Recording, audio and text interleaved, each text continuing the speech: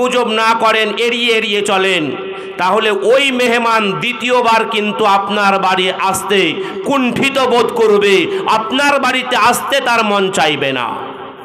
অনুরূপভাবেই আল্লাহর নবী বলছেন, মান কানা ইউমিনু বিল্লাহি ওয়াল ইয়াউমিল আখিরি ফালইউকরিম যায়ফাহু, যারা আল্লাহ এবং পরকালের প্রতি বিশ্বাস রাখে তাদের উচিত হবে তারা যেন মেহমানের সম্মান করে, তারা যেন মেহমানের খাতির করে, তারা যেন মেহমানের যত্ন করে। আমি আপনাদের মেহমান, আপনারা আমাকে সুদূর মুর্শিদাবাদ জেলার জঙ্গিপুর এলাকা থেকে আপনারা আমাকে দাওয়াত দিয়েছেন, বিধায় আমি আপনাদের সবাই ধর্মসভায় এসেছি। যদি দাওয়াত না দিতেন তাহলে কিন্তু আমি আসতাম না। ভাইরা আমার, বন্ধুরে আমার, আপনি বাড়িতে মেহমানকে ডাকার পরে আপনি বাড়িতে বসে গল্প গুজব করবেন, আজকে আপনি ঘুমিয়ে যাবেন, আপনি শুয়ে পড়বেন, আপনি আজকে চায়ের দোকানে বসে চা খাবেন, আজকে মেয়েদের সঙ্গে আড্ডা দিবেন, মহিলাদের সঙ্গে গল্প করবেন। আপনার শালি এসেছে বাড়িতে, আপনার শালির সঙ্গে আপনি রঙ্গমঞ্চ রঙ্গ তামাশা করে আপনি তার সঙ্গে ইয়ারকে ফাজলামো করে আজকে বাইরে আমার টাইমটা নষ্ট করবেন, মজা নেবেন। এই জন্য তো আজকে ধর্মসভা দেওয়ার কোনো উদ্দেশ্য ছিল না। ভাইরা আমার, বন্ধুরে আমার, আজকে যারা এখনো পর্যন্ত বাড়িতে বসে আছেন, এখনো পর্যন্ত রাস্তায় ঘোরাফেরা করছেন, এখনো পর্যন্ত যেখানে সেখানে বসে টাইমটা নষ্ট করছেন, আপনারা মেহমান ডেকেছেন, মেহমানের যথার্থ সম্মান করুন, মেহমানের যথার্থ ইজ্জত দিন। ভাইরা আমার, আপনি যদি ইজ্জত দিতে থাকেন, আপনি যদি ইজ্জত দিতে শিখেন, আপনি যদি সম্মান দিতে থাকেন, তাহলে আপনাকে কেউ সম্মান করবে। যদি আপনি ইজ্জত না দেন, সম্মান না দেন, তাহলে আপনিও আজকে সম্মান পাওয়ার যোগ্য ব্যক্তি হিসাবে আপনি বিবেচিত হবেন না।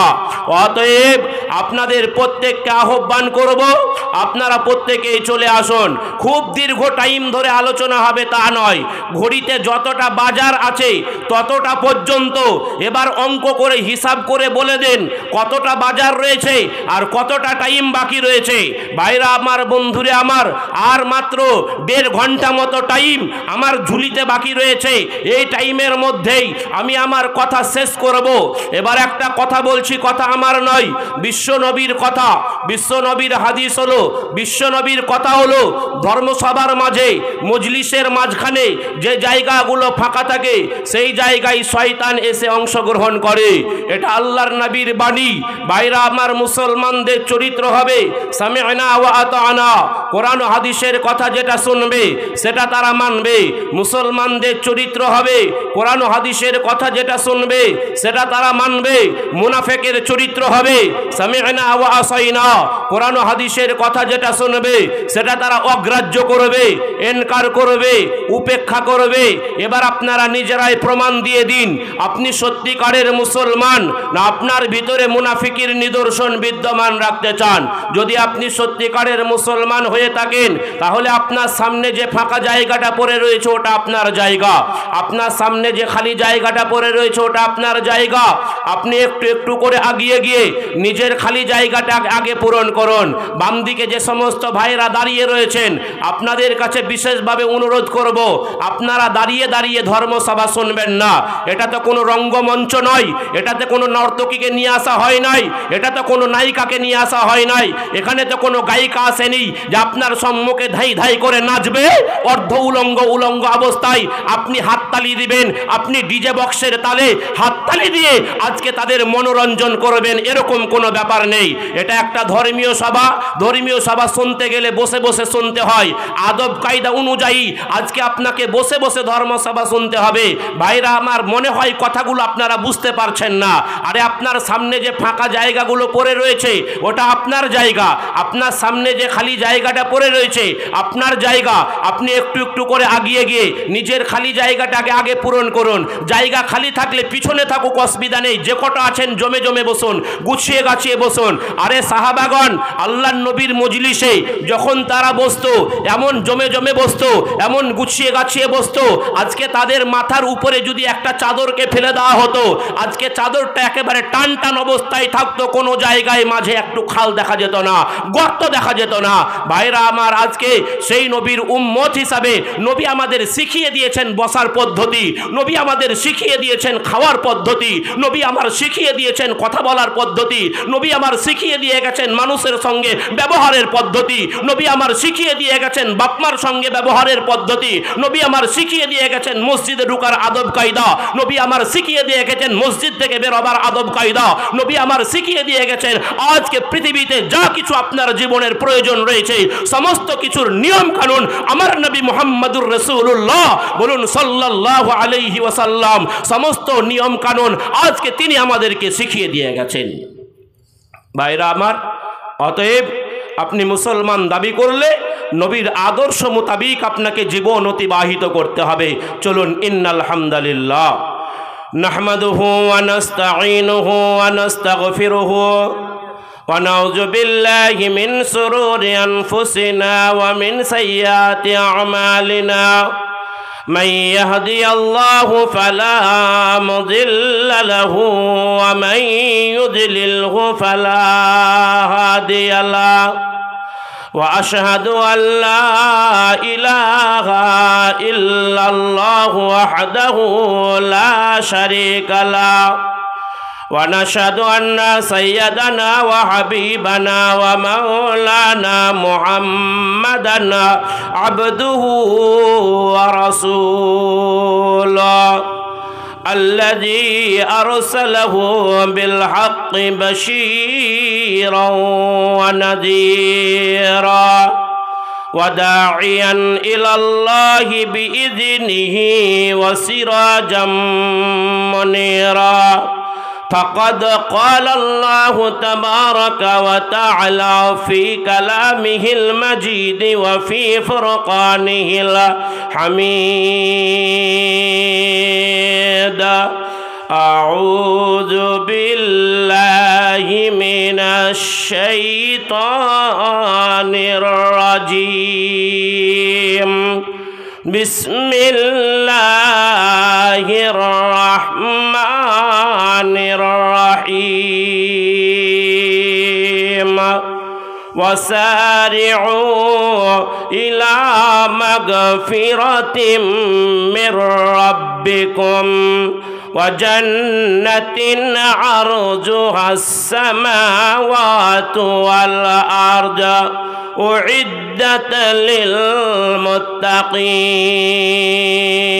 للمتقين الذين ينفقون في السراء والضراء والكاظمين الغيظ والعافين عن الناس والله يحب المحسنين رب اشرح لي صدري ويسر لي أمري واحلل عقدة من لساني يفقه قولي رب زدني علما اللهم رب زدني علما سبحانك لا علم لنا إلا ما علمتنا إنك أنت العليم الحكيم রঙিন ওই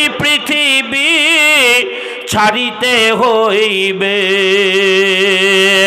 সাধের ওই দেহ মাটিতে খাইবে রঙিন ওই পৃথিবী ছাড়িতে হইবে সাধের ওই দেহ মাটিতে খাইবে শূন্য হবে জিন্দেগানি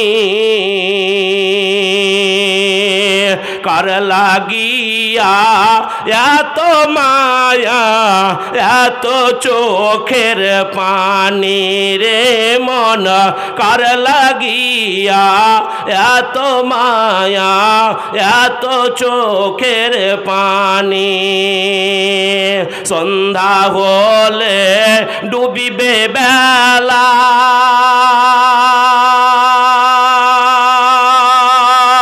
সঙ্গ হবে ভবেরই খেলা, সন্ধ্যা হলে ডুবিবে বেলা, সঙ্গ হবে ভবেরই খেলা।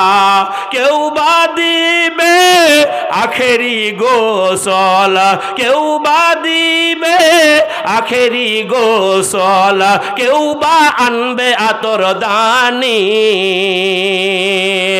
কার লাগিয়া এত মায়া এত চোখের পানি রে মন, কার লাগিয়া এত মায়া এত চোখের পানি, এত আশা বাসা তোমার, নিমিষেতেই হবে চুরমার। এত আশা বাসা তোমার, নিমিষেতেই হবে চুরমার। কেউ বা ডাকবে মামা বলে, কেউ বা ডাকবে মামা বলে, সারা তো দেবে না জননী।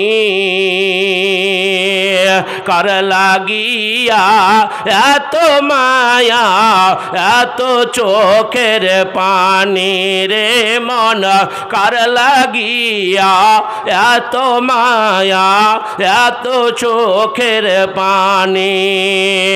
রঙিন ওই পৃথিবী ছাড়িতে হইবে, সাধের ওই দেহ মাটিতে খাইবে, শূন্য হবে জিন্দেগানি।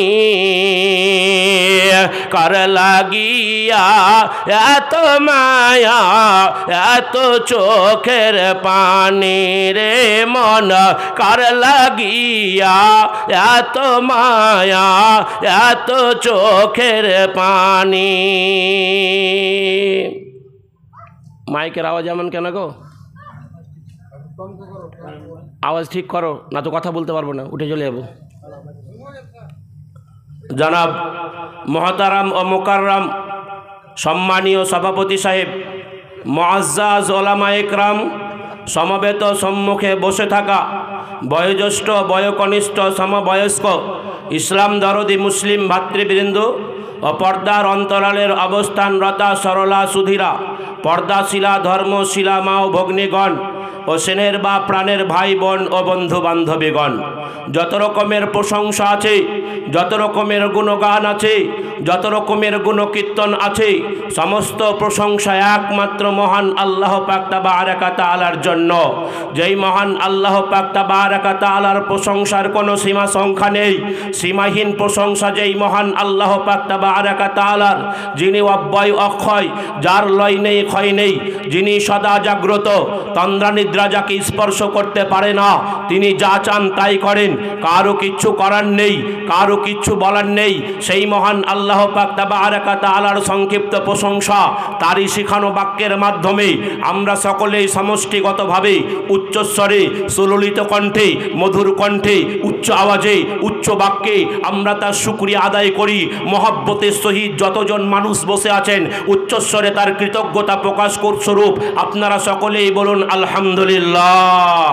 তারপরে পরেই ইমামুল হারামাইন, সৈয়দুস সাকালাইন, সৈয়দুল মুরসালিন, খাতামুন নবীন, শফিউল মুজনবিন, রহমাতুল লিল আলামিন, নবিকুল শিরোমণি, সৃষ্টি জগতের চূড়ামণি, মুসলিম বিশ্বের নয়নমণি, বিশ্ববরেণ্য নেতা, unquestioning leader, leader of the world, বিশ্বনবী হযরত মুহাম্মদ মুস্তাফা আহমদ মুজতবা, সকলে বলুন সাল্লাল্লাহু আলাইহি ওয়াসাল্লামের প্রতি শত কোটি দুরূদ ও শান্তির ধারা বর্ষিত হোক, বলুন আমিন।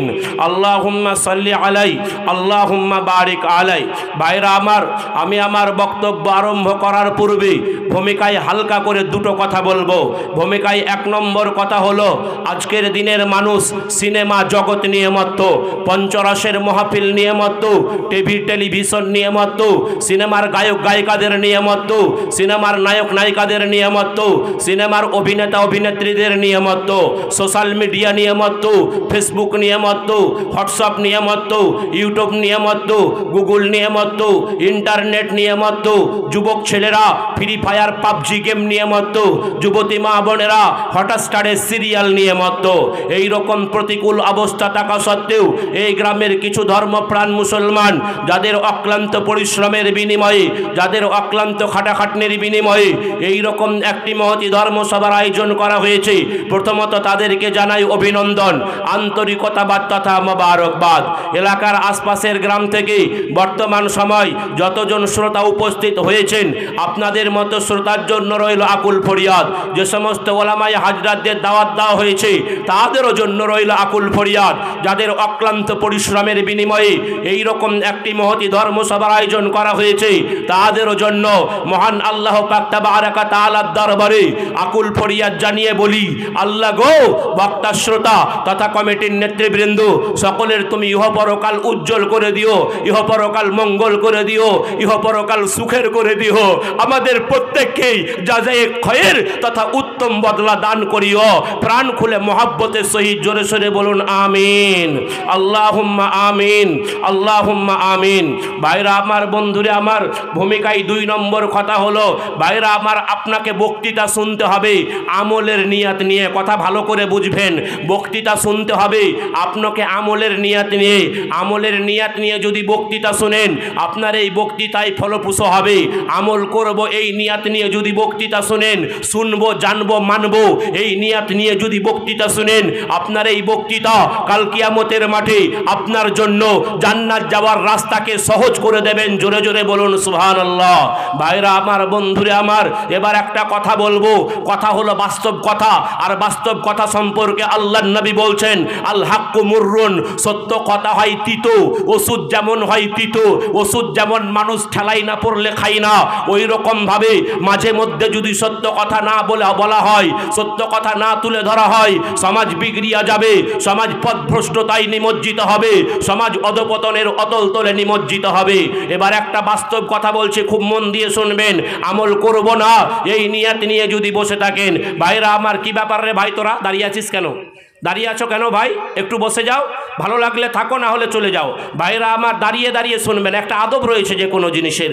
যাই হোক, আমল করব না এই নিয়ত নিয়ে যদি আজকে বক্তৃতা শুনেন, ভাইরা আমার, শুনবো, জানবো, কিন্তু মানবো না এই নিয়ত নিয়ে যদি বক্তৃতা শুনেন, এক কান দিয়ে শুনবো আর এক কান দিয়ে বের করে দেব। এই নিয়ত নিয়ে যদি বক্তৃতা শুনেন, যেই জায়গায় শুনবো ওই জায়গায় লঙ্গি ঝাড়া করে ঝেড়ে দিয়ে চলে যাব। এই নিয়ত নিয়ে যদি বক্তৃতা শুনেন, আর এই পদ্ধতিতে বক্তৃতা আপনি 10 বছর নয়, 20 বছর নয়, 40 বছর নয়, গোটা জীবন পর্যন্ত যদি এই পদ্ধতিতে বক্তৃতা শুনেন, আপনার এই বক্তৃতায় 5 পয়সার সমান মূল্য দেবে না, দেবে না, দেবে না, দিতে পারে না, ইম্পসিবল। ভাইরা আমার, বন্ধুরে আমার, বলবেন কেমন কথা বলছেন? আমি কথা পরিষ্কার করার জন্য একটা উদাহরণ দিচ্ছি। ভাইরা আমার, বন্ধুরে আমার, দাদু আর নাতিতে জলসা শুনতে গেছে। দাদু আর নাতি জলসা শোনা শেষ, যেই রাস্তা দিয়ে বাড়ি যাচ্ছে, যেতে যেতে মাঝখানে পড়লো একটা ছোট নদী, একটা ছোট ক্যানেল। এই নদীটা পার হবে, দাদু পরেছিল লঙ্গি, নাতি পরেছিল ফুল প্যান্ট। দাদু খুব চালাক মানুষ, লঙ্গির একদিক থেকে তোলে আর ডারা পার হয়। যত দূর পানি উঠে তত দূর লঙ্গি উঠে, যত দূর পানি উঠে তত দূর লঙ্গি উঠে। ওই করতে করতে পানি যখন একেবারে কাঁচা বরাবর চলে গেছে, বুড়ো মানুষ ভাবছে আজকে তো আমার লুঙ্গিটা তো আর বাঁচানো যাবে না, তাই তাড়াতাড়ি করে ওর কোমর থেকে লুঙ্গির বাঁধনটাকে খুলে নিয়ে মাথায় বেঁধে নিয়ে উলঙ্গ অবস্থায় ন্যাংটা হয়ে নদীটা পার হয়ে গেল। তার যে নাতি উপরে ছিল ফুল প্যান্ট, তো ফুল প্যান্টটাকে খুললো না। ওপারে গিয়ে এখন একে তো পৌষ মাসের শীত আর একেবারে ঠান্ডা পানি, ওপারে গিয়ে এখন নাতিটা ঠক ঠক ঠক ঠক করে কাঁপছে। দাদু বলছে, হারে সালা, আমি যেমনভাবে লুঙ্গিটাকে খুলে নিয়ে মাথায় বেঁধে নিয়েছি, ওই রকম ভাবে তুই যদি তোর ফুল প্যান্টটাকে খুলে মাথায় বেঁধে পারে চলে আসছিস, এত রাত্রিতে কে বা দেখতে পেত? তাহলে তো আজকে তোকে এত কষ্ট করে আজকে বাইরে আমার বাড়ি যেতে হতো না। সঙ্গে সঙ্গে নাতিটা বলছে, দাদু, গত রাত্রিতে মৌলানা সাহেব একটা মশলা বললো, তুমি শুনোনি? বলে, কি মশলা বলেছে? বলে, পুরুষের নাভির ওপর থেকে নিয়ে হাঁটুর নিচে পর্যন্ত এই জায়গাটাকে বলা হয় সতর, আর এটাকে সব সময়ের জন্য ঢেকে রাখা, এটা হলো একটা ভালো কাজ, এটা একটা উত্তম কাজ। আর আর এটাকে বিনা কারণে বিনা প্রয়োজনে উদাম করা এটা একটা খারাপ কাজ, একটা অশ্লীল কাজ, একটা বেহায়াপনা কাজ। ভাইরা আমার, বন্ধুরে আমার, এই কথাটা গত রাত্রিতে মৌলানা সাহেব আলোচনা করেছে, তুমি শোনোনি? মুসলমানের বেটা যুবক ছেলে সকালবেলায় উঠে বেরাস্তা নিয়ে 8টা-9টার সময় বেরাস্তা নিয়ে ঘুরতে যায়, আর বাইরে বের হয় হাফ প্যান্ট পরে, আজকে হাঁটুর উপরে প্যান্ট পরে রাস্তায় ব্রাশ করে করে বেড়ায়। লাট সাহেবের বেটা লাট সাহেব। ভাইরা আমার, বন্ধুরে আমার, আজকে শুধু তাই নয়, আজকে ভাইরা আমার আল্লাহর নবী বলেছেন আল হায়াউ শু'বাতুম মিনাল ঈমান। আলেমগণ বসে আছেন, জিজ্ঞাসা করে নেবেন। আল্লাহর নবী বলেছেন আল হায়াউ শু'বাতুম মিনাল ঈমান। লজ্জা শরম হলো একটা ঈমানের অংশ। লজ্জা শরম হলো একটা ঈমানের অংশ।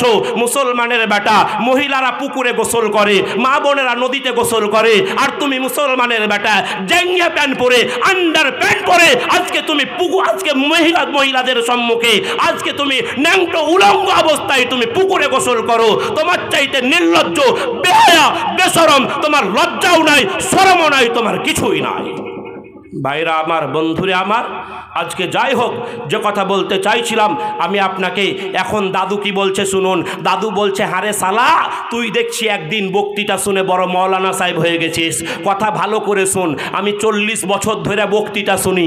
ওই বক্তৃতা কোনোদিন আমি নদীর এপারে নিয়ে আসি না, ওপারেই ঝেড়ে দিয়ে চলে আসি। এই যদি আমি শ্রোতা হয়ে থাকেন, আপনি 40 বছর কেন, গোটা জীবন পর্যন্ত যদি এই পদ্ধতিতে বক্তৃতা শুনেন, আপনার এই বক্তৃতায় 5 পয়সার সমান মূল্য দেবে না।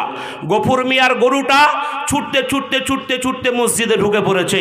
মাশাআল্লাহ, আপনাদের মসজিদ খুব সুন্দর, একেবারে মার্বেল টার্বেল লাগানো, একেবারে ঝিকঝাক চিকচাক অবস্থা। ভাইরা আমার, জোহরের সময় মুয়াজ্জিন এসে দেখে মসজিদে গরু, চিৎকার মেরে বলে, এই গরু কার, গরু কার, গরু কার? গফুর মিয়া ছুটতে ছুটতে এসে বলছে, এই গরু কার মানে এই গরুটা আমার, তুমি জানো না? আপনাদের ভিতরে কারো নাম যদি গফুর মিয়া থাকে তাহলে আবার মাইন্ড করে লিয়েন না। ভাইরা আমার, যাই হোক, আপনাকে উদ্দেশ্য করে আমি বলছি না। ভাইরা আমার, এখন ওই জায়গায় বলছে, ভাইরা আমার, এই গরুটা আমার, তুমি জানো না? বলো, তোমার যদি গরু হয় তো গরুটাকে বাঁধা রাখোনি কেন? পেচ্ছাপ পায়খানা করে একাকার করে দিল, নোংরা করে একাকার করে দিল, এটাকে পরিষ্কার করবে কে? এটাকে ধৌত করবে কে? গফুর মিয়া কি বলছে শুনুন। গফুর মিয়া বলছে, আরে ও অবুঝ বলেই তো মসজিদ এসেছে, আমাকে জীবনে কোনোদিন তুমি মসজিদ আসতে দেখেছো? গরুটা অবুঝ, তাই ও মসজিদে যায়, আর ও খুব বুদ্ধিমানের বেটা, বুদ্ধিমান, তাই ওর মসজিদ যাওয়ার প্রয়োজন পড়ে না। ভাইরা আমার, বন্ধুরা আমার, বক্তৃতা শুনতে হবে আপনাকে আমলের নিয়াত নিয়ে যদি বক্তৃতা শোনেন, আপনার এই বক্তৃতায় ফলপ্রসূ হবে, লাভবান হবেন, কামিয়াবি পাবেন, নিষ্কৃতি পাবেন, পরিত্রাণ পাবেন। কিয়ামতের মাঠে জান্নাত যাওয়ার রাস্তা আপনার জন্য সহজ হবে। আপনার যদি আমলের নিয়াত না থাকে, সারা জীবন পর্যন্ত যদি শুধু শুনেই যান সানাউল্লাহ হয়ে থাকেন, মান্যওয়ালা যদি না হয়ে থাকেন, তাহলে আপনার এই বক্তৃতায় 5 পয়সার সমান মূল্য দেবে না। ভাইরা আমার, চলুন এবার আলোচনা করার জন্য পবিত্র কালামুল্লাহ শরীফের 114টা সূরার মধ্যেই পারা নম্বর 4, সূরা নম্বর 3, সূরার নাম সূরা আল ইমরান, পৃষ্ঠা নম্বর 68, আয়াত নম্বর 133 এবং 34। এই দুটো আয়াতে কারিমা আমি আপনাদের সম্মুখে উপস্থাপন করেছি। 133 নম্বর আয়াতে মহান আল্লাহ পাক তাবারাকা তাআলা আজকে সারা বিশ্ববাসীর দিকে লক্ষ্য রেখে দুটো জিনিসকে পাওয়ার জন্য তার পিছনে দৌড়াতে বললেন, দুটো জিনিসকে পাওয়ার জন্য তার পিছনে ছুটতে বললেন, দুটো জিনিসকে পাওয়ার জন্য তার পিছনে প্রতিযোগিতা করতে বললেন। তার আগে একটা কথা বলি, বর্তমান সময় গোটা পৃথিবীর চাকা চলছে দুটো জিনিসে, কথা ভালো করে বুঝবেন। গোটা পৃথিবীর চাকা চলছে দুটো জিনিসে, একটা জিনিসের নাম হলো নোট, আর একটা জিনিসের নাম হলো ভোট। কিছু মানুষ ভোটে ব্যস্ত, আর কিছু অধিকাংশ মানুষ নোট নিয়ে ব্যস্ত, টাকা নিয়ে ব্যস্ত, অর্থ নিয়ে ব্যস্ত, সম্পদ নিয়ে ব্যস্ত। গোটা পৃথিবীর চাকা চলছে এই দুটো জিনিসে, একটা হলো নোট আর একটা হলো ভোট। ভাইরা আমার, আল্লাহ তাআলা নোটের কথাও বলেন নাই, আল্লাহ তাআলা ভোটের কথাও বলেন নাই। নোট এবং ভোট বাদ দিয়ে অপর দুটো জিনিসকে পাওয়ার জন্য তার পিছনে দৌড়াতে বললেন, অপর দুটো জিনিসকে পাওয়ার জন্য তার পিছনে ছুটতে বললেন, অপর দুটো জিনিসকে পাওয়ার জন্য তার পিছনে প্রতিযোগিতা করতে বললেন। তার ভিতরে 1 নম্বর জিনিস কি? আল্লাহ তাআলা বলছেন কি, ওয়াসারিউ ইলা মাগফিরাতিম মির রাব্বিকুম, তোমরা তোমাদের প্রতিপালকের ক্ষমার পিছনে তোমরা দৌড়াও, তোমরা তোমাদের প্রতিপালকের মাগফিরাতের পিছনে তোমরা ছোট। ও মুসলমান, তোমার 60 বছর 70 বছরের জিন্দেগিতে তুমি বহু অন্যায় করেছ, বহু পাপের কাজ করেছ, বহু নোংরা কাজ করেছ, বহু অশ্লীল কাজ করেছ। এই সমস্ত অন্যায় ক্রিয়াকর্ম থেকে নিষ্কৃতি পাওয়ার জন্য, পরিত্রাণ পাওয়ার জন্য তোমরা তোমাদের প্রতিপালকের ক্ষমার পিছনে তোমরা দৌড়াও, তোমরা তোমাদের প্রতিপালকের মাগফিরাতের পিছনে তোমরা ছোট। আল্লাহ তাআলা তার বান্দাদের প্রতি কতটা দয়াশীল, আল্লাহ তাআলা তার বান্দাদেরকে কতটা ভালোবাসেন। আল্লাহ তাআলা তার বান্দাদেরকে ডেকে ডেকে বলছেন সূরা জুমারের 53 নম্বর আয়াতে, আল্লাহ তাআলা তার বান্দাদেরকে ডেকে ডেকে বলে দিলেন, কুল ইয়া ইবাদিয়াল্লাযীনা আসরাফু আলা আনফুসিহিম লা তাকনাতু মির রাহমাতিল্লাহ। আল্লাহর বান্দারা, তোমরা দুনিয়ার বুকে বহু অন্যায় করেছ, বহু পাপের কাজ করেছ, বহু নোংরা কাজ করেছ, গুনাহ করে করে করে নিজের নফসের উপরে তুমি জুলুম করেছ, পাপ করে করে নিজের নফসের উপরে তুমি অত্যাচার করেছ। তুমি কত বড় জালেম, তুমি কত বড় পাপিষ্ঠ। তুমি নাম দিয়েছ, আজকে তুমি 5 ওয়াক্তের সালাত আদায় করো, 5 ওয়াক্তের নামাজ আদায় করো, দৈনিক নিয়ম মাফিক ভাবে 5 ওয়াক্তের সালাত আদায় করার পরেও তোমার ইমানের পাওয়ার এতই কমজোর, এতই দুর্বল, এতই দুর্বল। তোমার ছেলের যখন বিয়ে আসে, তোমার মেয়ের যখন বিয়ে হয়, তোমারই বাড়িতে 3 দিন 4 দিন ধরে ডিজে বক্স না বাজালে তোমার মেয়ের বিয়ে শুদ্ধ হয় না, তোমার ছেলের বিয়ে শুদ্ধ হয় না। ও মুসলমান, তুমি পাক্কা মুসল্লি হওয়া সত্ত্বেও তোমার ছেলেকে তুমি নিষেধ করতে পারো নাই, তোমার পোতাকে তুমি নিষেধ করতে পারো নাই, তোমার নাতিকে তুমি মানা করতে পারো নাই। ভাইরা আমার, উপরন্ত তুমি বলে থাকো আজকাল ছেলে পিলে তো একটু করেই থাকবে। ভাইরা আমার, শুধু তাই নয়, তুমি নাম দিয়েছো সুন্নতি খাতনা। সুন্নতি খাতনা মানে তোমার ছেলের লিঙ্গের সামনের দিকের চামড়াটা একটু কর্তন করা হবে, কাটা হবে, যেটাকে আমরা মুসলমানি বলে থাকি। এই মুসলমানি উপলক্ষে তুমি 300 400 500 জন মানুষকে দাওয়াত করে নারী পুরুষ এক জায়গায় বসে আজকে তুমি তাদের খানার ব্যবস্থা করলে, মুসলমানি উপলক্ষে দাওয়াতের ব্যবস্থা করলে, মুসলমানি উপলক্ষে তুমি খানার ব্যবস্থা করলে, কিন্তু যেই খানাটাকে ইসলাম কোনো রকম ভাবে সমর্থন করে না, মুসলমানির দাওয়াত খাওয়া যাবে না, মুসলমানির দাওয়াত গ্রহণ করা যাবে না। অথচ তোমার অর্থের গরমে, তোমার সম্পদের গরমে, তোমার টাকা আছে বলে, তোমার পয়সা আছে বলে, তোমার অর্থ আছে বলে আজকে অর্থের গরমে তুমি মুসলমানের খানার ব্যবস্থা করলে, দাওয়াতের ব্যবস্থা করলে। এত অন্যায় করার পরেও, এত পাপ করার পরেও আল্লাহ তার বান্দাদেরকে ভুলে নাই। আল্লাহ বলছেন লা তাকনাতু মির রাহমাতিল্লাহ, আল্লাহর রহমত থেকে তোমরা নিরাশা হয়ে যেও না, আল্লাহর রহমত থেকে তোমরা হতাশা হয়ে যেও না। আল্লাহ বলছেন ইন্নাল্লাহা ইয়াগফিরুজ যুনুবা জামিআ, নিশ্চয় আমি আল্লাহ তোমাদের বিগত জিন্দেগির গুনাহ খাতাগুলোকে মাফ করে দেব, নিশ্চয় আমি আল্লাহ তোমাদের বিগত জিন্দেগির গুনাহগুলোকে আমি ক্ষমা করে দেব। একবার জোরে জোরে বলুন সুবহানাল্লাহ। ভাইরা আমার, বন্ধুরে আমার, আল্লাহ তাআলা তার বান্দাদেরকে কতটা ক্ষমা করবেন, কতটা ক্ষমা করবেন। বন্ধুগণ, দুনিয়ার মানুষ আজকে ভাইরা আমার অপরাধীকে খোঁজে।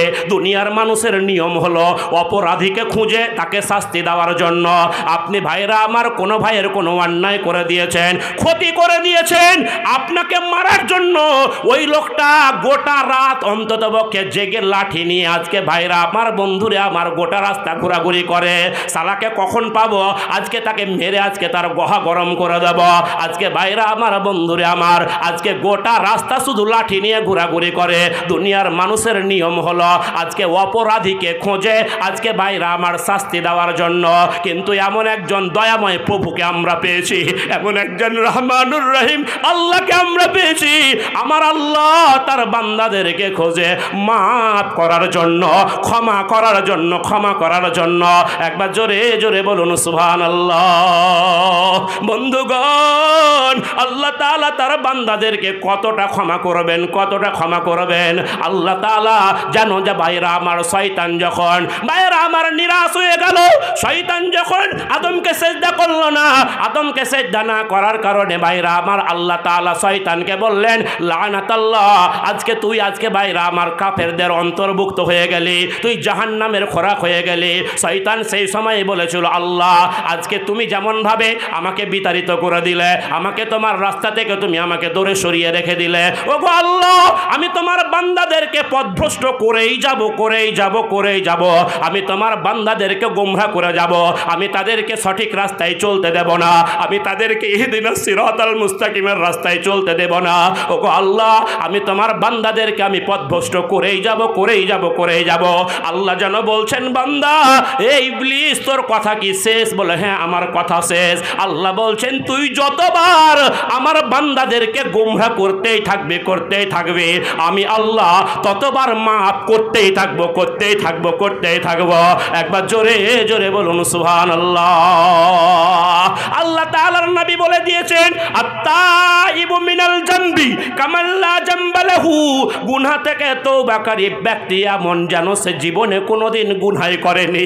গুনাহ থেকে তওবাকারী ব্যক্তি এমন যেন সে কোনোদিন গুনাহ করেনি। একটা উদাহরণ দিলে বুঝতে পারবেন।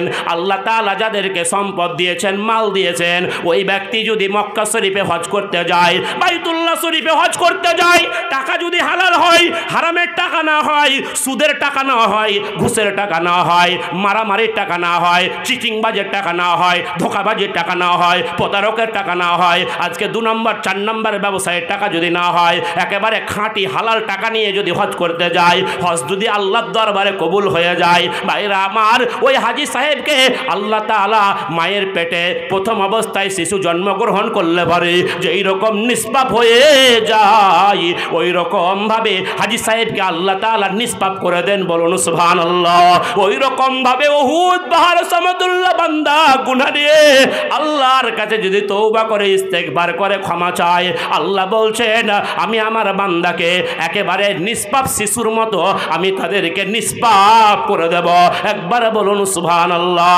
চলুন এরকম আয়াত আল্লাহ তাআলা সূরা ফুরকানের ভিতরে বলে দিয়েছেন। সূরা ফুরকান খুলে দেখুন, আল্লাহ তাআলা বলে দিয়েছেন ইল্লা মান তাবা ওয়া আমানা ওয়া আমিলা আমালান সালিহান ফাউলাইকা ইউবাদদিলুল্লাহু সাইয়্যাতিহিম হাসানাত ওয়া কানাল্লাহু গফুরার রহিমা।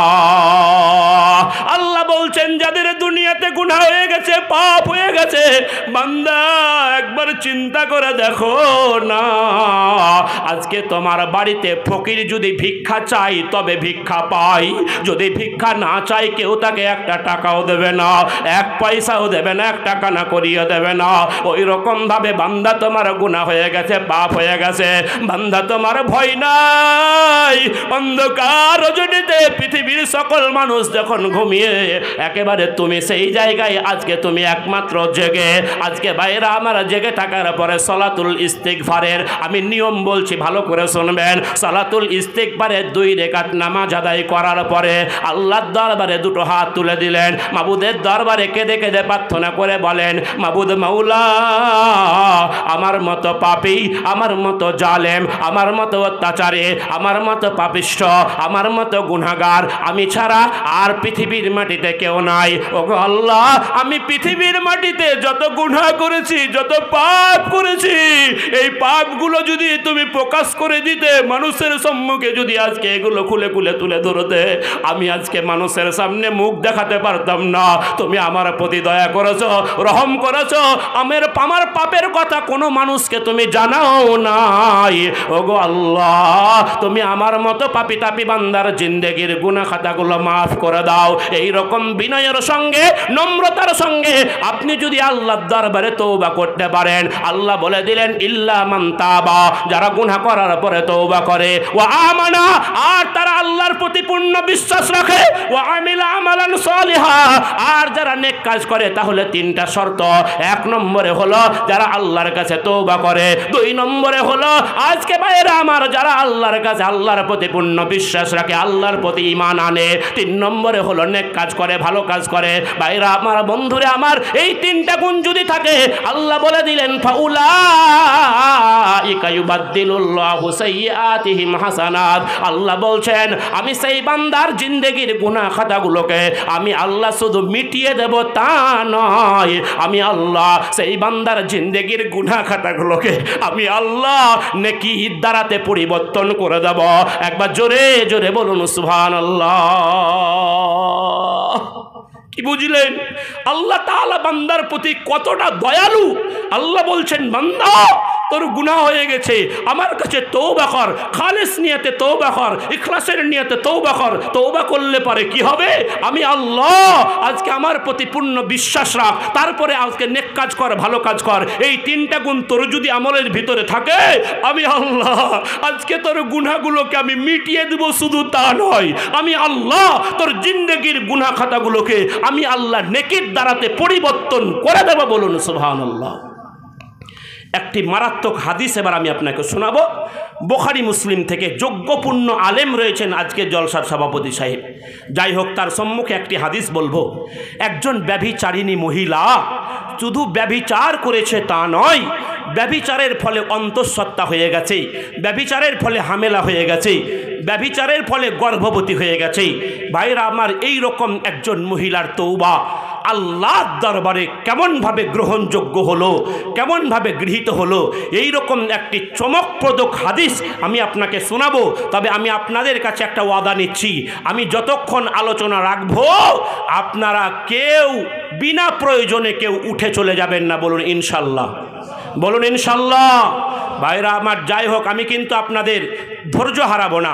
আমি আপনাকে বলেছি 12টার মধ্যে ইনশাল্লাহ আমার আলোচনা শেষ করব। ভাইরা আমার, বন্ধুরা আমার, চলুন একটা হাদিস আমি আপনাকে শোনাই। আল্লাহর নবী বলছেন কি, আন্না ইমরাতাম মিন জুহাইনাতা আতাত রাসূলুল্লাহি সাল্লাল্লাহু আলাইহি ওয়াসাল্লাম ওয়া হিয়া হুবলি মিনাজ জিনা ফাকালাত ইয়া রাসূলুল্লাহি আসাবতু হাদ্দান ফাকিমহু আলাইয়া ফাদা নবিউল্লাহি সাল্লাল্লাহু আলাইহি ওয়াসাল্লাম ওয়ালিয়াহা ইলা আখিরিল হাদিসে। আমার নবী, বিশ্ব নবী জনাবে মুহাম্মদুর রাসূলুল্লাহ সাল্লাল্লাহু আলাইহি ওয়াসাল্লামের দরবারে একজন জুহাইনা গোত্রের একজন মহিলা ব্যভিচার করেছে, ব্যভিচারের ফলে অন্তঃসত্ত্বা হয়ে গেছে, ব্যভিচারের ফলে গর্ভবতী হয়ে গেছে, ব্যভিচারের ফলে হামেলা হয়ে গেছে। এই রকম মহিলা আল্লাহর নবীর দরবারে ছুটতে ছুটতে চলে এসেছে। ইয়া রাসূলুল্লাহি, ওগো আল্লাহর নবী, আপনি আমাকে পবিত্র করে দেন, আপনি আমাকে পাক সাফ করে দেন। ও মুসলমান, এখানে একটা কথার বুঝার রয়েছে, কথা ভালো করে বুঝবেন। এই মহিলা যেই পুরুষের সঙ্গে খারাপ কাজ করেছিল, এই মহিলা যেই পুরুষের সঙ্গে অন্যায় কাজ করেছিল, এই মহিলা আর এই পুরুষ, এই দুইজন ছাড়া আর তো পৃথিবীর কোনো মানুষ জানে না। অথচ কোন সত্তার ভয়ে, কোন জিনিসের ভয়ে এই মহিলা নিজে নিজে এসে আমার নবীর দরবারে হাজির হলো। এই মহিলা মনে মনে ভেবে নিয়েছিল, আমি হয়তো শয়তানের ধোকায় পড়ে, আমি হয়তো শয়তানের প্ররোচনায় পড়ে আমি একটা অন্যায় কাজ করে ফেলেছি বটে, আমি একটা পাপের কাজ করে ফেলেছি বটে, আমি একটা গুনার কাজ করে ফেলেছি বটে, কিন্তু এই অন্যায় কাজের সংবাদ আমরা দুইজন ছাড়া আরেকজন যিনি জানেন, যার চোখে পৃথিবীর কোনো মানুষ ফাঁকি দিতে পারবে না, সেই সত্তার নামই হলো আল্লাহ। এই মহিলা মনে মনে ভেবে নিয়েছিল, আমি যদি এই অবস্থায় মারা যাই, আমি যদি এই অবস্থায় মৃত্যুবরণ করি রে, তাহলে তো আমাকে আজীবন কাল জাহান্নামের আগুনে জ্বলতে হবে, আজীবন কাল জাহান্নামের আগুনে পুড়তে হবে। নবীর মুখে শুনেছি জাহান্নামের আগুন এই দুনিয়ার আগুনের চাইতে 70 গুণ বেশি পাওয়ারফুল হবে। যেই আগুনকে 3000 বছর ধরে গরম করে রাখা হয়েছে, যেই আগুনকে 3000 বছর ধরে উত্তপ্ত করে রাখা হয়েছে, যে আগুনের আজকে ভাইরা আমার জ্বালানি হবে মানুষ এবং পাথর। আল্লাহ তাআলা পবিত্র কালামুল্লাহ শরীফে বলে দিয়েছেন, ইয়া আইয়ুহাল্লাযীনা আমানু কু আনফুসাকুম ওয়া আহলিকুম নারা ওয়া কুদুহান নাস ওয়াল হিজারা। হে ঈমানদারগণ, হে ঈমানের দাবিদারগণ, তোমরা নিজেরা বাঁচো আর তোমার পরিবার পরিজনকে বাঁচাও। কি থেকে বাঁচাবে? বলে জাহান্নামের আগুন থেকে বাঁচাও। জাহান্নামের আগুনের জ্বালানি হবে, জাহান্নামের আগুনের জ্বালানি হবে আজকে মানুষ এবং পাথর, জাহান্নামের ইন্ধন হবে মানুষ এবং পাথর। ভাইরা আমার, এইরকম জাহান্নামে আমাকে আজীবন কাল থাকতে হবে একমাত্র জাহান্নামের ভয়ে ভীত হয়ে, একমাত্র দোজখের ভয়ে ভীত হয়ে। এই মহিলা সরাসরি আল্লাহর নবীর দরবারে হাজির হলো। ভাইরা আমার, বর্তমান জামানায় আমরা হিন্দুয়ানি পরিবেশে বসবাস করার কারণে, ভাইরা আমার, আমরা খ্রিস্টান পরিবেশে বসবাস করার কারণে আমাদের দেশ এই সুবিশাল ভারতবর্ষ হিন্দু খ্রিস্টান পাহাড়ি বাঙালি ডোমচামার ছোটর মেথর বুচি বাগদি আমরা প্রত্যেকেই কাঁধে কাঁধ মিলিয়ে আমরা চলাফেরা করে। তাই তো দেখতে পাই আমরা হিন্দু ভাইদের কৃষ্টিক্যাল কালচারের অনুকরণ করার কারণে আমার অনেক মুসলিম পরিবারের ভাই আজকে তাদের ছেলেদের জন্মদিন পালন করে থাকে, হ্যাপি বার্থডে টু ইউ বলে জন্মদিন পালন করে থাকে। কেউ মৃত্যু দিবস পালন করে, কেউ হাসির দিবস পালন করে, কেউ বিবাহ বার্ষিকী পালন করে, কেউ কান্নার দিবস পালন করে। আবার যুবক ছেলেরা যাদের বিয়ে হয়নি আজকে তারা একটা দিবস পালন করবে কয়েকদিন পরে, 10 দিন পরে। সেই দিবসটার নাম হলো 14ই ফেব্রুয়ারি, বিশ্ব বেহায়া দিবস, ভ্যালেন্টাইন্স ডে। ভাইয়েরা আমার, এই বিশ্ব বেহায়া দিবসের দিনে আপনার ঘরের আমার ঘরের কত যুবতী মা বোন ধর্ষিত হয়, কত যুবিতা মা বোন তাদের সতীত্ব নষ্ট করে, কত যুবতী মা বোন তাদের ইজ্জত নষ্ট করে, কত যুবতী মা বোন তাদের সম্ভ্রম নষ্ট করে। এগুলো কিসের কারণে হয়? একমাত্র আল্লাহর ভয়ভীতি, একমাত্র জাহান্নামের ভয়ভীতি, একমাত্র দোজখের ভয়ভীতি তাদের দিলের ভিতরে না থাকার কারণে। ভাইরা আমার, চলুন আমি যে কথা বলতে চাইছিলাম, আল্লাহর নবী ওই মহিলাকে কিছু বললেন না। আল্লাহর নবী বললেন, তুমি তোমার গার্জেনকে ডাকো, তুমি তোমার অভিভাবককে ডাকো। অভিভাবক যখন আল্লাহর নবীর দরবারে হাজির হয়েছে, অভিভাবক যখন আল্লাহর নবীর মজলিসে হাজির হয়েছে, আল্লাহর নবী তার অভিভাবককে বললেন, এই মহিলাকে নিয়ে বাড়িতে চলে যাও। বাড়িতে চলে যাওয়ার পরে ইসলাম কেমন মানবতার ধর্ম দেখুন, ইসলাম কেমন শান্তির ধর্ম দেখুন। আল্লাহর নবী বললেন না তুমি তাকে বাড়িতে নিয়ে গিয়ে মারধর করবে। আল্লাহর নবী বললেন না তোমার মেয়ে ব্যভিচার করেছে, তুমি বাড়িতে নিয়ে গিয়ে আজকে বকাঝকা করবে, তুমি তাকে বাড়িতে নিয়ে গিয়ে ঘরের ভিতরে বন্দি করে রাখবে, তুমি তাকে বাড়িতে নিয়ে গিয়ে গালমন্দ করবে, এই রকম কোনো কথা নাই। আল্লাহর নবী বললেন, আহাসিন ইলাইহা, হে মহিলার গার্জেন, এই মহিলাটাকে বাড়িতে নিয়ে গিয়ে তার সঙ্গে তুমি ভালো ব্যবহার করবে, তার সঙ্গে তুমি উত্তম ব্যবহার করবে। একবার জোরে জোরে বলুন সুবহানাল্লাহ। ইসলাম এমন একটা মানবতার ধর্ম, ইসলাম এমন একটা শান্তির ধর্ম, শুধু মানুষ হয়ে মানুষের কল্যাণ করলে পারে, মানুষ হয়ে মানুষের উপকার করলে পারে আল্লাহ তাআলা সন্তুষ্ট হন তা নয়। মানুষ হয়ে আপনি পৃথিবীর যে কোনো জীবজন্তুর উপরে, যে কোনো পশু পক্ষীর উপরে আপনি যদি দয়াশীল হতে পারেন, আপনি যদি রহম করতে পারেন, আপনি যদি ভালোবাসতে পারেন, আপনি যদি তাদের খেদমত করতে পারেন, কাল কিয়ামতের মাঠে এর বিনিময়ে আল্লাহ তাআলা আপনাকে জান্নাত দান করতে পারেন। জোরে জোরে বলুন সুবহানাল্লাহ। ভাইরা আমার, বন্ধুরা আমার, আপনাদের কি জানা নেই একটি হাদিস, দুটো হাদিস মাঝখানে আমি আপনাকে শোনাবো কথা পরিষ্কার করার জন্য। ভাইরা আমার, একজন পতিতালয়ের মহিলা যার কাজটাই হলো দেহ ব্যবসা করা, এই মহিলা একদিন রাস্তা দিয়ে চলে যাচ্ছে, যেতে যেতে যেতে যেতে একটা কুয়ার পাশে দেখে একটা কুকুর তার জিহ্বাটা বের করে দিয়ে কুয়ার চতুর্পাশে শুধু ঘুর ঘুর ঘুর ঘুর করছে। ভাইরা আমার, বন্ধুরা আমার, এই মহিলা দেখলো এই কুয়া থেকে কতজন কত মানুষ পানি পান করে পানি নিয়ে চলে গেল। কেউ কুকুরটার প্রতি একটু দয়া দেখালো না, কেউ কুকুরটার প্রতি একটু মায়া দেখালো না। এই মহিলাটা মনে মনে ভাবলো, হাই হাই রে, কুকুরটার যা অবস্থা, আর যদি কিছুক্ষণ পানি না পাই তাহলে আজকে পানির অভাবে কুকুরটা মারা যাবে। এই মহিলাটার মনে দয়া হলো, এই মহিলাটার মনে একটু মায়া হলো।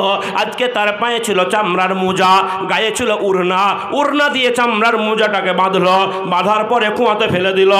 এক মোজা পানি তুললো, কিছুটা পানি কুকুরটাকে পান করিয়ে দিল, আর কিছুটা পানি আজকে কুকুরটার গায়ের উপরে ছিটিয়ে দিয়ে হাত বুলিয়ে দিল।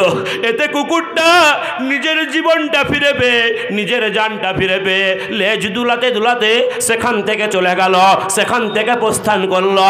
দয়ার রাসূল হাবিবুল্লাহ মুহাম্মাদুর রাসূলুল্লাহ সাল্লাল্লাহু আলাইহি ওয়াসাল্লাম বলে দিলেন, এই মহিলা মহিলা এই কুকুরটাকে পানি পান করিয়ে তার জীবনটাকে রক্ষা করেছিল বলে আল্লাহ তাআলা তার বিগত জিন্দেগির গুনাহ খাতাগুলো মাফ করে দিয়ে কাল কিয়ামতের মাঠে এই পতিতালয়ের মহিলাটা যাবে জান্নাতে।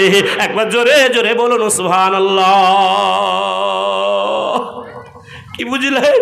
ইসলাম কেমন মানবতার ধর্ম, ইসলাম কেমন শান্তির ধর্ম। একটা পতিতালয়ের মহিলা একটা কুকুরকে পানি পান করিয়েছিল, আল্লাহ তাআলা তার বিগত জিন্দেগির গুনাহগুলো মাফ করে দিয়ে ওই পতিতালয়ের মহিলাটা যাবে জান্নাতে।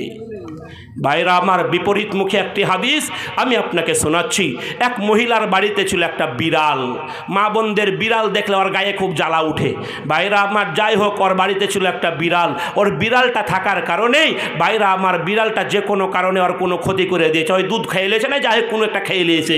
ভাইরা আমার, এই মহিলাটা এই বিড়ালটার প্রতি এত রেগেছে, রাগার পরে বিড়ালটাকে ধরলো, ধরার পরে ওকে প্রহর করলো, মারধর করলো, মারধর করার পরে ওকে ছেড়েও দিল না, ওকে আবার জিনজিরি দিয়ে দড়ি দিয়ে বেঁধে রেখে দিয়েছে। ভাইরা আমার, বন্ধুরা আমার, ও আমার পর্দানাসীন মা বোনেরা গো, এই মহিলাটা বিড়ালটাকে ছেড়েও দিল না, আর বিড়ালটাকে সে নিজে কিছু খেতেও দিল না। আল্লাহর নবীর হাদিসের অনুযায়ী আজকে সে বিড়ালটাকে যদি ছেড়ে দিত তাহলে হয়তো পৃথিবীর পোকামাকড় খেয়ে অন্ততপক্ষে বেঁচে থাকতে পারত। সে বিড়ালটাকে ছেড়েও দিল না, আর বিড়ালটাকে সে নিজে কিছু খেতেও দিল না। এই রকম না খাওয়া অবস্থায় 2-3 দিন পরে বিড়ালটা না খেয়ে মারা গেল। দয়ার রাসূল হাবিবুল্লাহ মুহাম্মাদুর রাসূলুল্লাহ সাল্লাল্লাহু আলাইহি ওয়াসাল্লাম বলে দিলেন, এই মহিলাটা এই বিড়ালটাকে না খেতে দিয়ে মেরে ফেলার কারণে কাল কিয়ামতের মাঠে জাহান্নামে তাকে কিন্তু শাস্তি দেওয়া হবে। একবার বলুন নাউজুবিল্লাহ। ভাইরা আমার, বন্ধুরে আমার, চলুন আমি আগের হাদিসের দিকে যাই। আল্লাহর নবী এবার বলছেন, ফাইজা ওয়াজাত ফাতিনি বিহা, যখন তার বাচ্চা প্রসব হয়ে যাবে, যখন তার বাচ্চাটা পৃথিবীর মাটিতে ভূমিষ্ঠ হয়ে যাবে, আজকে সেই অবস্থায় ওই মহিলাকে আমার দরবারে হাজির করবে। আল্লাহর নবীর কথা অনুযায়ী ওই মহিলার যখন বাচ্চা প্রসব হয়ে গেল, বাচ্চাটা যখন দুনিয়ার বুকে চলে আসলো, বাচ্চাকে সঙ্গে করে আল্লাহর নবীর দরবারে হাজির হয়েছে। আল্লাহর নবী ওই মহিলাকে বললেন, তুমি আমার বাচ্চাকে নিয়ে আবার বাড়িতে চলে যাও। বাড়িতে চলে যাওয়ার পরে তোমার সন্তানের 2 বছর পর্যন্ত দুধ পান করাও। 2 বছর পর্যন্ত আজকে তুমি তার বুকের দুধ পান করাও। বাচ্চার বয়স যখন 2 বছর হয়ে যাবে, বাচ্চা যখন দুনিয়ার খাবার খাওয়া যখন শিখে যাবে, সেই অবস্থায় তুমি আমার দরবারে হাজির হবে। আল্লাহর নবীর কথা অনুযায়ী এই মহিলা 2 বছর পর আবার আল্লাহর নবীর দরবারে হাজির হয়েছে। আল্লাহর নবী সাহাবাদেরকে বললেন, রে আমার সাহাবারা রে, ফাসুদ্দাত আলাইহা সিয়াবাহা, এই মহিলার কাপড় চোপড় তার শরীরের সঙ্গে শক্ত করে বেঁধে দাও। এই মহিলার কাপড় চোপড় তার শরীরের সঙ্গে মজবুত করে বেঁধে দাও। সুম্মা উমিরা বিহা ফারুজিমা, তারপর আদেশ করলেন তোমরা তাকে রজম করে দাও। তারপর নির্দেশ দিলেন তোমরা তাকে রজম করে দাও। ও মুসলমান, মাঝখানে 2টো কথা খুব ভালো করে শুনবেন। রজম কাকে করা হবে, রজম কেন করা হবে, রজম কোন পদ্ধতিতে করা হবে, 3টা কথা মন দিয়ে শুনবেন। রজম কাকে করা হবে? ইসলাম বলছে একজন বিবাহিত পুরুষ আর একজন বিবাহিতা মহিলা, একজন বিবাহিত পুরুষ আর একজন বিবাহিতা মহিলা যদি জেনার দায়ে ধরা পড়ে, ব্যভিচারের দায়ে ধরা পড়ে, আর দেশটা যদি ইসলামী রাষ্ট্র হয়, আর এই ব্যভিচারের সপক্ষে যদি 4 জন বলিষ্ঠ সাক্ষী পাওয়া যায়, 3 জন হলেও হবে না, 4 জন যদি বলিষ্ঠ সাক্ষী পাওয়া যায়, তাহলে ইসলাম বলছে তাদের উভয়কে রজম করে শেষ করে দিতে হবে। রজম কেন করা হবে? ও মুসলমান, দুনিয়ার উদাহরণ দিলে বুঝতে পারবেন। তোমার বাড়িতে হাঁড়ি ভর্তি ভাত রয়েছে, তোমার বাড়িতে হাঁড়ি ভর্তি তরকারি রয়েছে, অথচ সেই ভাতের দিকে তুমি নজর না দিয়ে, অথচ সেই তরকারির দিকে তুমি নজর না দিয়ে অপরের হাঁড়িতে তুমি মুখ লাগাও, অপরের হাঁড়িতে গিয়ে তুমি হাত দাও। ইসলাম বলছে তোমার মতো কুলাঙ্গারের এই পৃথিবীর মাটিতে বেঁচে থাকার কোনো অধিকার নাই। রজম কোন পদ্ধতিতে করা হবে মুসলমান? আপনারা সকলেই জানেন মোটামুটি ভাবে যাকে রজম করা হবে, আরবের মাটিতে এখনো এই নিয়ম চালু আছে বলে আজকে আরবের মাটিতে এখনো পর্যন্ত জেনা আজকে করতে গেলে মানুষ একটু চিন্তা ভাবনা করে আজকে ব্যভিচার করে। ভাইরা আমার, যাই হোক, গর্ত খনন করার পরে, গর্ত খোঁড়ার পরে আজকে যাকে রজম করা হবে তার দেহটাকে আজকে কোমর পর্যন্ত গেড়ে দিয়ে চতুর্দিক থেকে পাথর মেরে মেরে মেরে ফেলে দেওয়া, এটাকেই রজম করা বলা হয়। আল্লাহর নবীর কথা অনুযায়ী ওই মহিলাকে গর্ত খনন করার পরে তার দেহটাকে কোমর পর্যন্ত গেড়ে দিয়ে সাহাবাগণ চতুর্দিক থেকে পাথর মেরে মেরে মেরে মেরে মেরে মেরে ওই মহিলাটাকে চিরদিনের মতো বিদায় করে দিল। সুম্মা সাল্লা আলাইহা, অতঃপর ওই মহিলার জানাজার নামাজ আল্লাহর নবী স্বয়ং তিনি আদায় করিয়ে দিলেন। একবার জোরে জোরে বলুন সুবহানাল্লাহ। আপনার মনে প্রশ্ন হবে, আমার মনে প্রশ্ন হবে, মা বোন যারা রেলে আছেন, বায়ান যারা শুনছেন, বক্তৃতা যারা শুনছেন, তাদের মনে একটা প্রশ্ন হবে। ভাইরা আমার যারা বাড়িতে বসে আছেন, তাদের মনে একটা প্রশ্ন হবে। ভাইরা আমার, প্রশ্নটা কি? আরে একজন ব্যভিচারিণী মহিলা শুধু ব্যভিচার করেছে তা নয়, ব্যভিচারের ফলে অন্তঃসত্ত্বা হয়ে গেল, ব্যভিচারের ফলে গর্ভবতী হয়ে গেল, ব্যভিচারের ফলে হামেলা হয়ে গেল। এই রকম মহিলার জানাজার নামাজ আল্লাহর নবী কেমনভাবে আদায় করতে পারলেন? এই প্রশ্নটা সর্বপ্রথমে যার মনে দাগ কেটেছিল তিনি কোনো সাধারণ মানুষ নন, তিনি হলেন একজন অসাধারণ মানুষ। ভাইরা আমার, মুসলিম জাহানের দ্বিতীয় খলিফা, যাকে দুনিয়াতেই জান্নাতের সার্টিফিকেট দিয়ে দেওয়া হয়েছিল, জান্নাতের সার্টিফিকেট প্রাপ্ত সাহাবী হযরত উমর ফারুক রাদিয়াল্লাহু তাআলা আনহু আল্লাহর নবীকে বলেছিলেন, ফাকাল লাহু উমর লাম তুসাল্লি আলাইহা ইয়া রাসূলুল্লাহি ওয়া কাযানাত। নবী গো,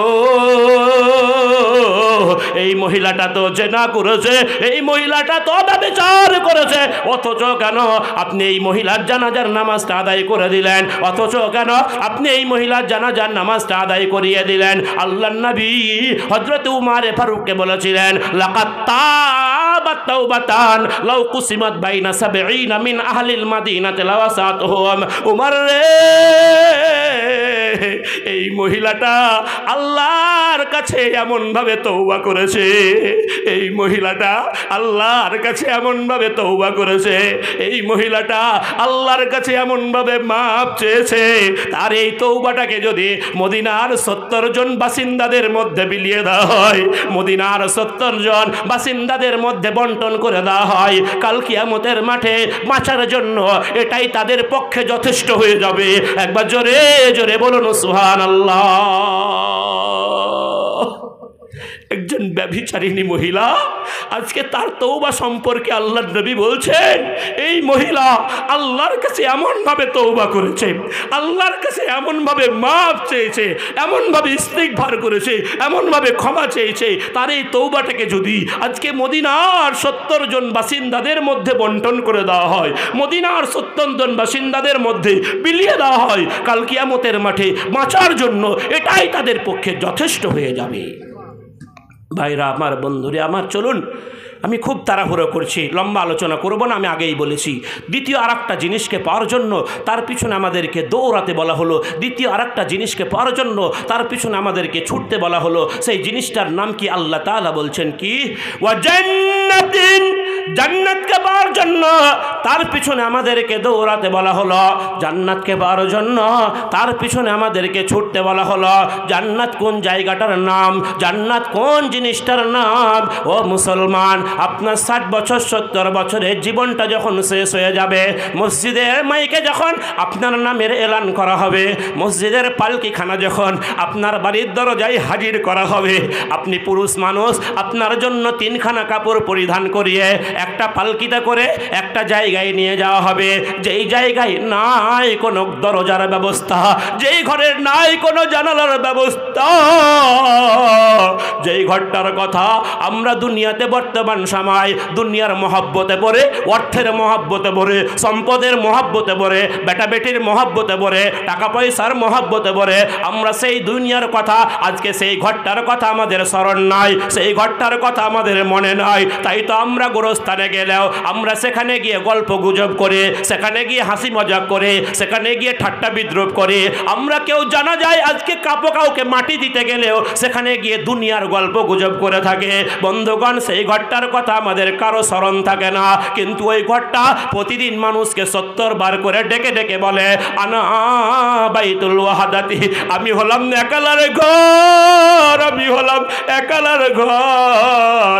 দুনিয়াতে তুমি তোমার মা, তোমার বাবা, তোমার সন্তান, তোমার ছেলে, তোমার পিলে, আজকে তোমার স্ত্রী, তোমার পরিবার পরিজন, কত বন্ধু বান্ধব নিয়ে গোটা দুনিয়াটা চষে বেড়ালে, আজরাইলের ডাক যখন চলে আসবে রে, তোমার সঙ্গে তোমার মা যাবে না, তোমার সঙ্গে তোমার বোনটা যাবে না, তোমার সঙ্গে তোমার ভাইটা যাবে না, তোমার সঙ্গে তোমার স্ত্রী যাবে না, তোমার সঙ্গে তোমার ছেলে যাবে না। যেমন তুমি দুনিয়াতে খালি হাতে এসেছিলে, ওই রকম ভাবে তোমাকে খালি হাতে এই দুনিয়া থেকে চলে যেতে হবে। শূন্য হাতে এসেছিলে ভাবে শূন্য হাতে চলে যাবে। ধনার্জন গাড়ি আর বাড়ি সবই পড়িয়া রবে, শূন্য হাতে এসেছিলে ভাবে শূন্য হাতে চলে যাবে।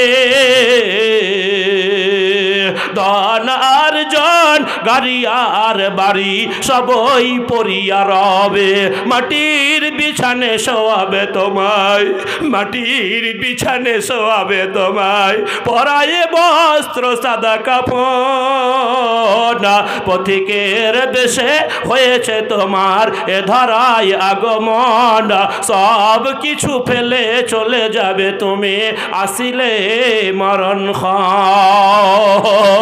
বন্ধুগণ, যেমন দুনিয়াতে আপনি একা এসেছিলেন ওই রকম একাই আপনাকে চলে যেতে হবে। তাই তো কবর ডেকে ডেকে বলতে, আনা বাইতুল ওয়াহাদাতি, আমি হলাম একালার ঘর, আমি হলাম একালার ঘর। কবর আবার বলে, আনা বাইতুজ জুলুমাতে, আমি হলাম অন্ধকারময় ঘর, আমি হলাম অন্ধকারময় ঘর। বন্ধুগণ, আমরা যখন ছোট ছিলাম সেই সময় দিনের বেলায় গোরস্থানের মাটিতে যেতে আমরা ভয় করতাম। আজকে বড় হয়ে গেছি, মুসলমানদের বেটাদের মনের সাহস এতই বেড়ে গেছে, এতই বেড়ে গেছে, মুসলমানের বেটারা কবরকে আর কবর মনে করে না। গোরস্থানের মাটিতে বসে 4-5 জন বন্ধু মেলে বড় বড় মদের বোতল নিয়ে গিয়ে গোরস্থানের মাটিতে বসে চাট নিয়ে মদ পান করে, আর সেই মদের বোতলটা আবার কবরের মাটিতেই আবার ফেলে আসে। বন্ধুগণ, কবর বলছে, আনা বাইতুজ জুলুমাতি, আমি হলাম অন্ধকারময় ঘর, অন্ধকারময় ঘর। ও আমার মা, ও আমার বোন, একবার যদি তোমার চোখটা তুমি একবার 1 ঘন্টার যদি বন্ধ রাখো, তাহলে তোমার মনে হবে আমার গোটা পৃথিবীটাই যেন অন্ধকার, আমার অন্ধকার। ঘরের ভিতরে হঠাৎ যদি কারেন্ট পালিয়ে যায়, ঘরটা এমন অন্ধকার মনে হয় যেন ঘরে ভূত বাস করছে। ভাইরা আমার, তুমি আজীবন কাল ওই অন্ধকারময় কবরে কেমন করে থাকবে গো মা? ভাইরা আমার, তাই তো আজকে ওই অন্ধকারময় কবরে, ওই একাকীর কবরে একটা যে সুখময় স্থানের দরকার, একটা যে আরামদায়ক স্থানের দরকার, সেই আরামদায়ক স্থানটার নামই হলো জান্নাত। বন্ধুগণ, এবার আমি একটা আপনাকে কথা বলবো। ভাইরা আমার, এই জান্নাত যেতে গেলে পারে, আজকে আপনি দুনিয়ার বুকে আপনি চাষ করেন, আপনার জমিতে যদি আলুতে ধসা লেগে যায়, কোন বিষটা দিলে পারে আলুর ধসা মরে যাবে, এটা আপনার ভালোভাবে জানা আছে। আপনার জমিতে যদি আগাছা উৎপন্ন হয়, কোন বিষটা দিলে পারে আপনার আগাছা মরে যাবে, এটা আপনার ভালোভাবে জানা আছে। আপনার জমিতে যদি আজকে ধানে পোকা লেগে যায়, কোন বিষটা দিলে পারে ধানের পোকা মরে যাবে, এটা আপনার ভালোভাবে জানা আছে। কিন্তু আমরা দাবি করি আমরা হলাম মুসলমান, আমাদের ধর্মের নাম ইসলাম, আমাদের ধর্মগ্রন্থ হলো আল কোরআন, আমাদের নবী হলেন নবী মুহাম্মদুর রাসূলুল্লাহ সাল্লাল্লাহু আলাইহি ওয়াসাল্লাম।